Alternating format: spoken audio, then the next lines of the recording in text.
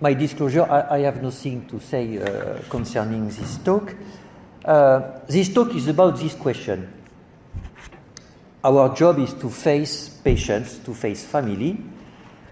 And in fact, when we face somebody, because we have been taught at the university many things, because of our experience, we see people in very different ways. And we have to think about this way because this can have an impact on our clinical practice. And the first point is that many of us are physicians.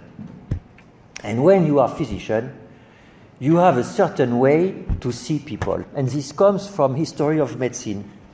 You know, it is classical to say that medicine evolves from a theological to metaphysical to scientific perspective. What does it mean? It means that several thousand years ago, you know, medicine was something very global, which incorporates spirits, gods, grounds, elements, body, mind, etc. Everything was mixed, and it was not so efficient, to be honest. And after you had the Greeks, and the Greeks made a couple of progress. For instance, you know, in the past, epilepsy was often due to the anger of the gods.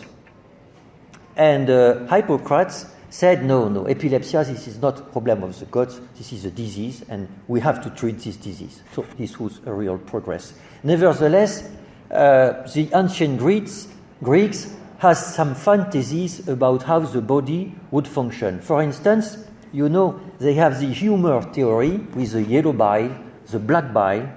And you know, in fact, we don't know to what corresponds the black bile.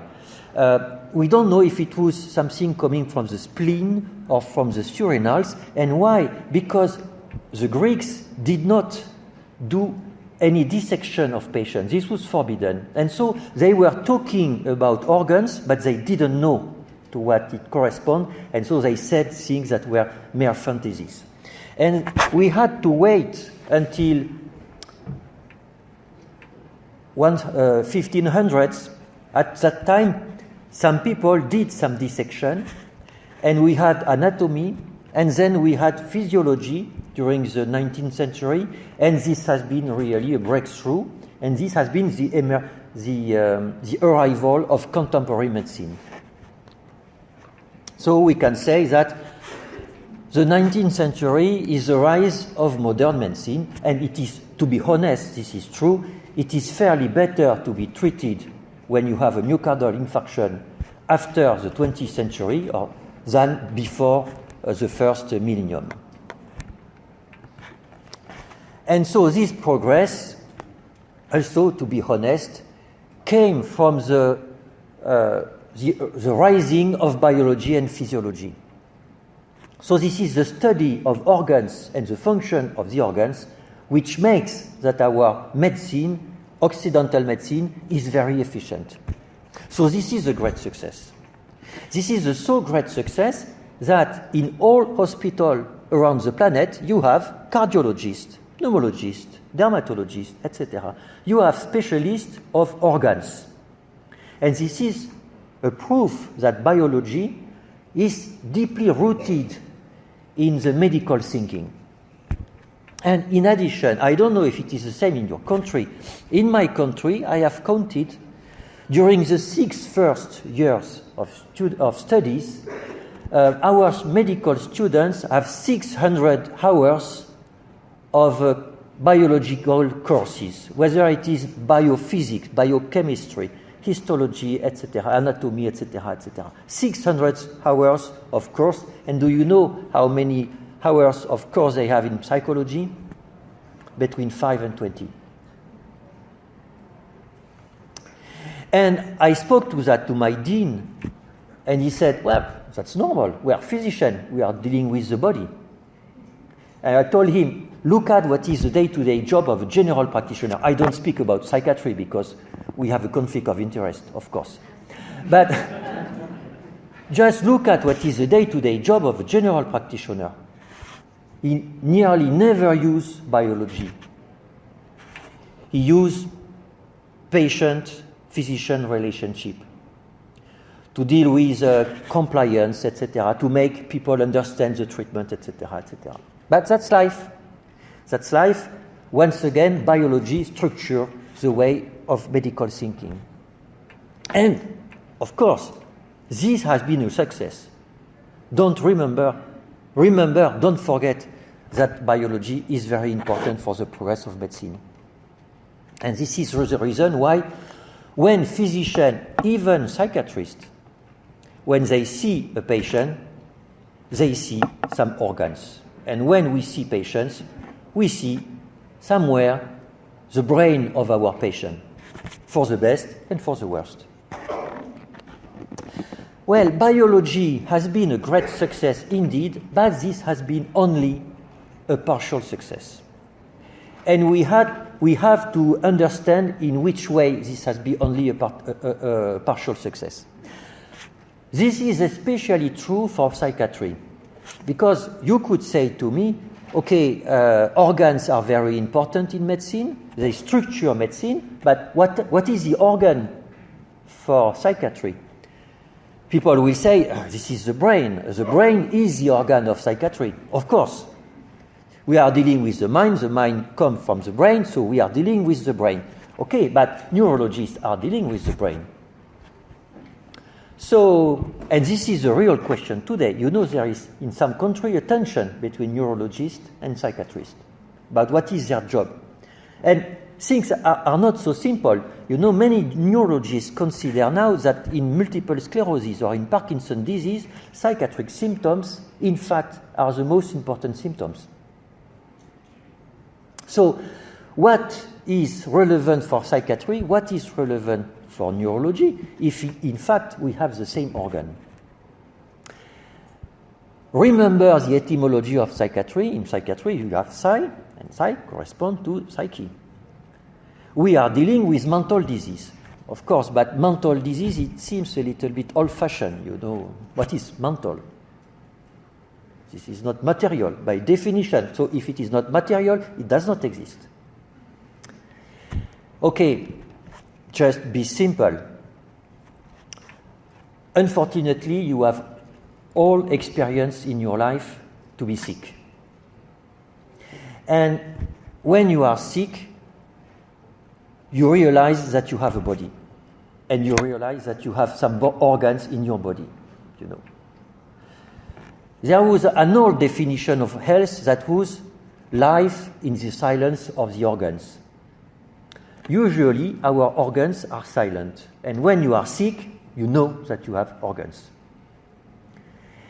And in very special circumstances, you suffer a lot, and the experience of the suffering does not come from your body or from organ. It comes from yourself as a thinking subject. And in this situation, we say that you have a mental disorder. This is not to say that it is not related to brain. This is related to brain, of course.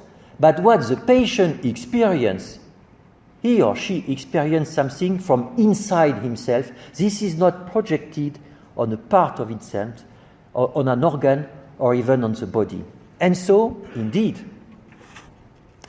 the very notion of psychiatry, which does exist in reality, has some problem to cohabitate with the biological perspective of medicine. This is the first point. The second point is that if you are a very strict scientist, you will say, okay, the psychiatric patient, okay, it comes from the brain, but not exactly from the brain, but from the thinking subject. Yeah, but what is the thinking subject? It is a data processor. You know, data. Saying that a human being is a data processor, in fact, it corresponds to what says cognitive neuroscience.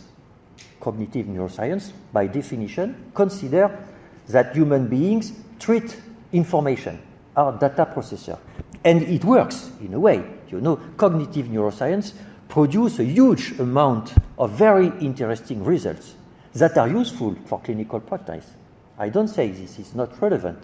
I just say that it is a very particular definition of a thinking subject, a data processor. And so we have to stop a couple of seconds, or a couple of minutes, to think about this definition. Do you really consider that we can say that a thinking subject is a data processor?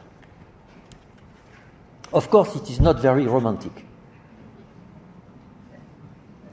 But perhaps reality is not romantic. This question is a philosophical question, and it has been a little bit studied. And the answer is, there is a problem with this definition. When you consider that a human being is a data processor, implicitly, you consider that reality exists first, and then a human being treats information that comes from reality. So when you consider that human being is a data processor, you consider that reality exists first and the human being exists in second. While, in fact, to be honest, when you are a thinking subject, when you stop a little time to see yourself, you consider that you are first and that reality is a possibility, is a mystery. And this is in particularly true when you are a patient. You know, when you are a patient, when you suffer, you realize that you are going to die, and everything is centered on you. This is you. And what happens is a mystery. And so the definition of a thinking subject as a data processor, that is a paradigm of cognitive neuroscience, raise some ontological issues. This can be interesting on a scientific perspective. On a clinical perspective, this is not so simple. So this is why the biological paradigm raised some questions. This is not the only question. There is another question which is much more important in very practical terms. It is that biology cannot be the grand unified theory of medicine. My dean considers that biology is the grand unified theory of medicine. That is, well, a patient has a problem in his organs, so if we deal with the organs, then the patient will not be a patient anymore. So that's it. Okay. I'm sure you know what is one of the most important protective factors of addiction and suicide. Of modifiable protective factor. Religion. Religion is a major protective factor of suicide and of addiction. Do you think that biology is a relevant theoretical framework to explain religion? Some could say that we have neuroscience, neuropsychoanalysis, neurophilosophy, and we could think about neurotheology. Why not? Why not? But be serious. Physics can be useful to understand biology because cells are built with molecules. Okay, and there is biophysics, but biology, this is not the same thing as physics. Physics is not the relevant theoretical framework to explain life. And this is exactly the same thing. Biology is not the relevant theoretical framework to explain spirituality. Biology can be useful. I'm sure we could think about something like neurotheology. Why not? But only to explain a very small part of spirituality. And so, of course, there is no grand unified theory of a human being today. There are many theories, and we have to accept that. And because of that, biology is not universal. And this has been a problem for biologists. I will give you something which is very informative about biological thinking. This has been written by a very famous biologist from the mid-19th century. What he said, in the patient who succumbed, the cause of death was evidently something which was not found in the patient who recovered. This something must be determined. This must be deterministic.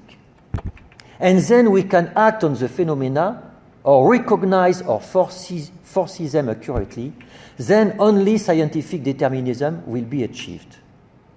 This is a very strict scientific perspective.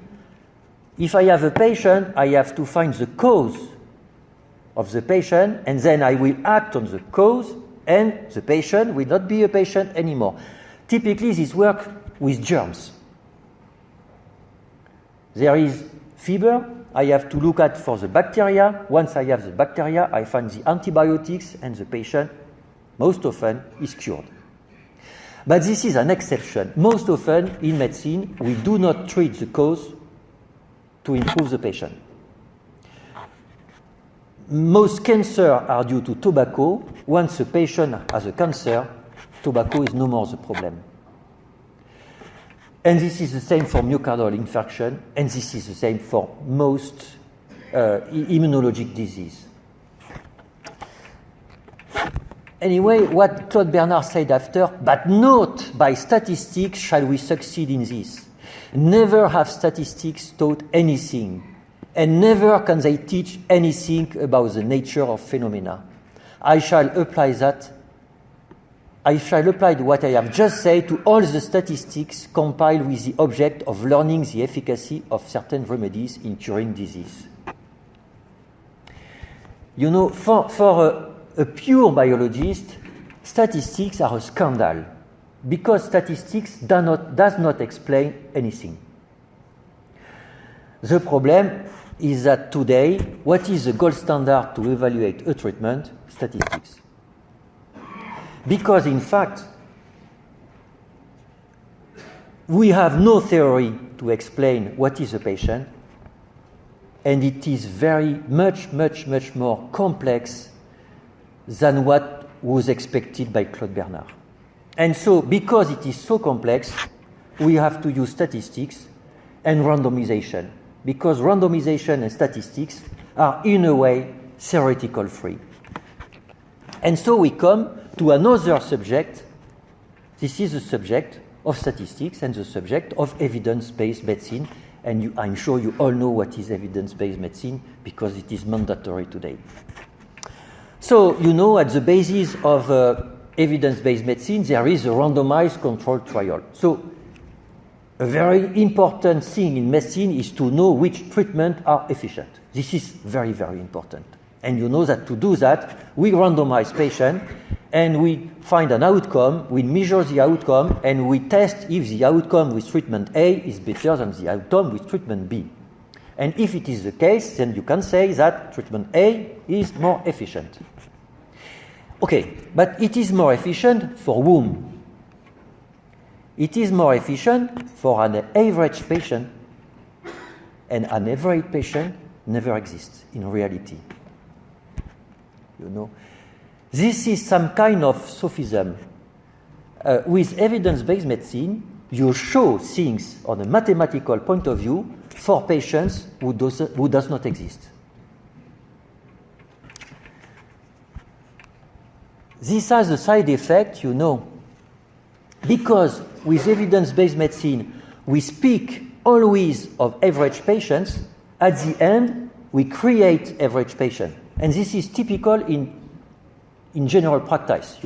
When you have a person 60 years old with a BMI of 30, you think immediately to metabolic syndrome, hypertension, type 2 diabetes, statins, etc. Because on a statistical point of view, this will be the problem, and it is proved that for this type of patient, the good answer is to take a statin. What are the pros of evidence-based medicine and statistics? The pro is efficiency. It means that if you take everything being equal, if you take a physician following guidelines of evidence-based medicine and another that does not follow the guidelines of evidence-based medicine, in practice, the patient of the first physician will be in better health in the long term.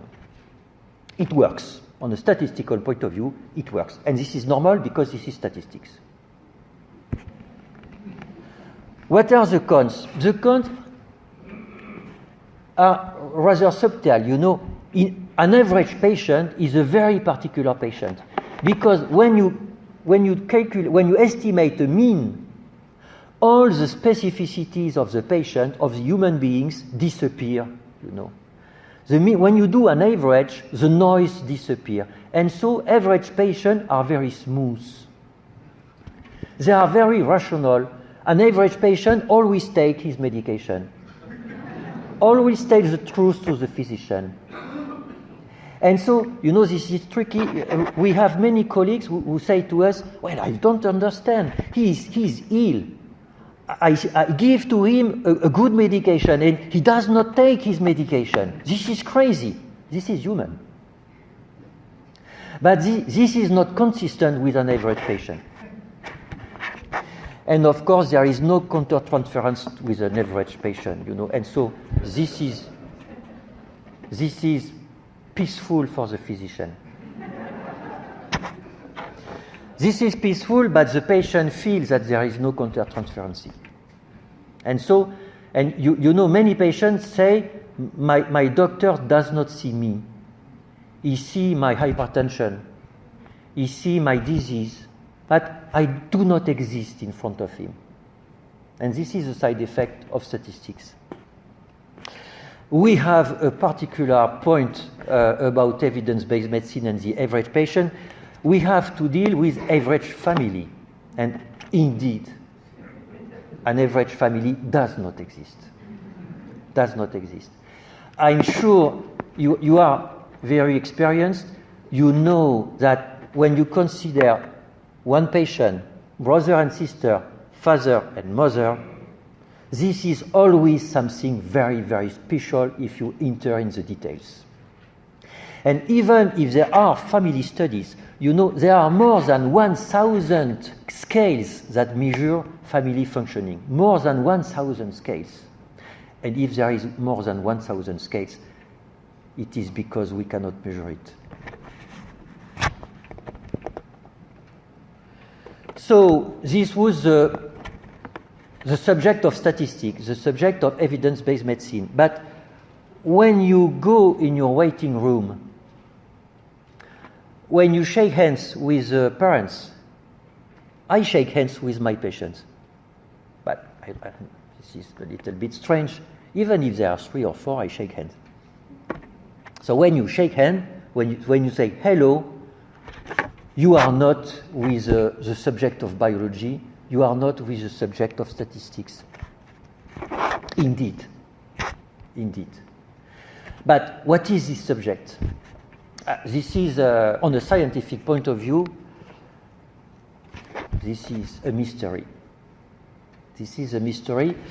You have disciplines that study this phenomenon. You have philosophy, phenomenology, psychology, social psychology, psychoanalysis, of course.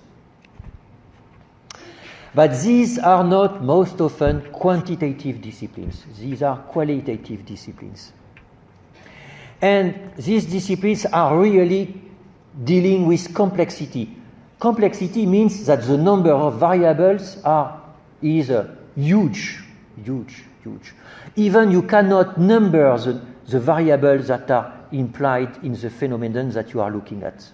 This is extremely complex. And so our colleagues, very scientific, have difficulties to consider that it is serious to study that. And so, this is not in fashion, and so it is very difficult to publish these studies in high impact factor journal. And this is a disaster for our profession. This is a disaster, you know, because our students, for having a position, they have to write papers in a high impact factor journal, and so it is forbidden for them to study the patient-physician relationship. This is really a problem. Anyway, there is an exception. It concerns psychotherapists. Of course, psychotherapists are obliged to study patient-physician relationship, of course.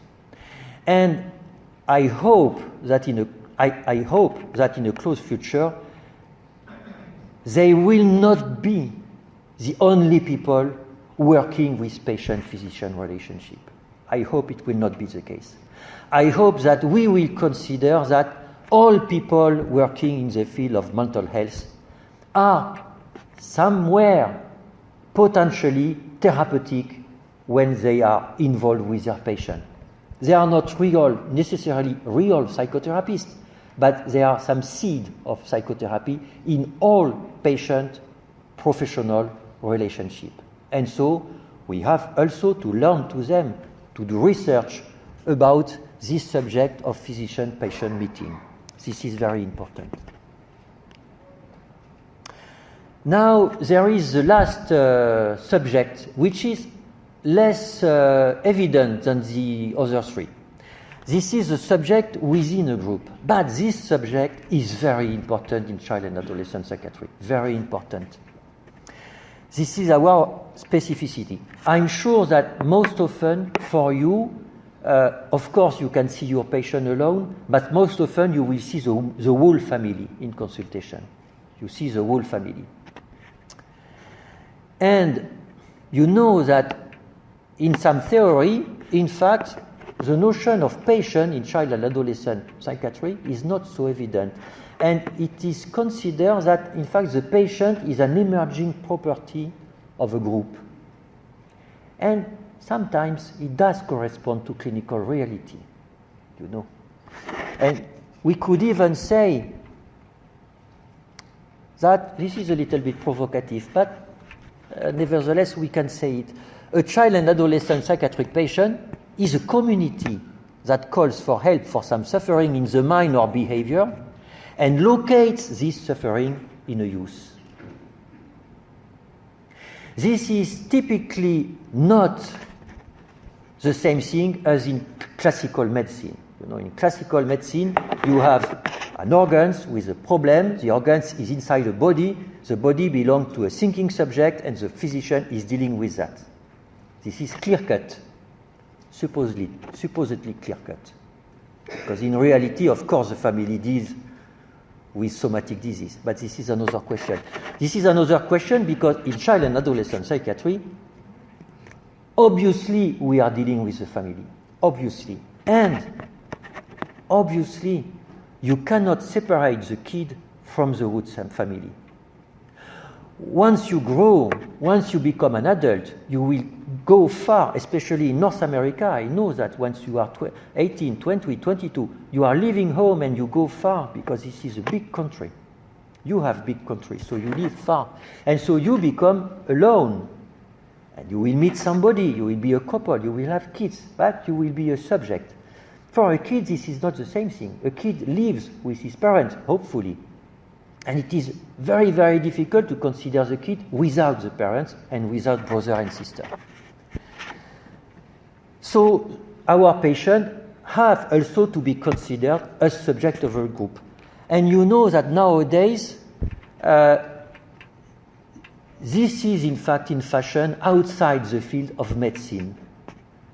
For instance, in the definition of disability by WHO, you have interaction between features of a person's body and features of the society.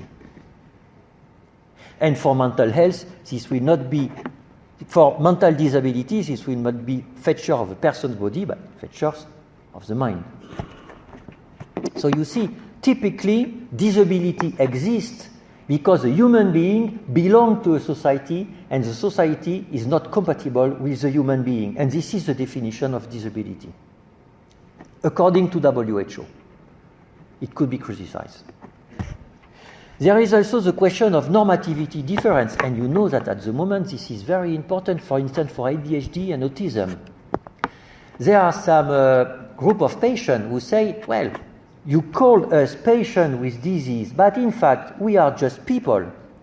We are just people, but you are a group and you impose to us some normativity. But we are just different and you have to respect this difference and not to consider us as patient with disease. And we find that typically in this situation, what we call a patient is a subject in a group and express something according to this belonging of a group. And of course, the notion of stigma, which is a huge problem in child and adolescent psychiatry. Stigma exists because the subject belongs to a group.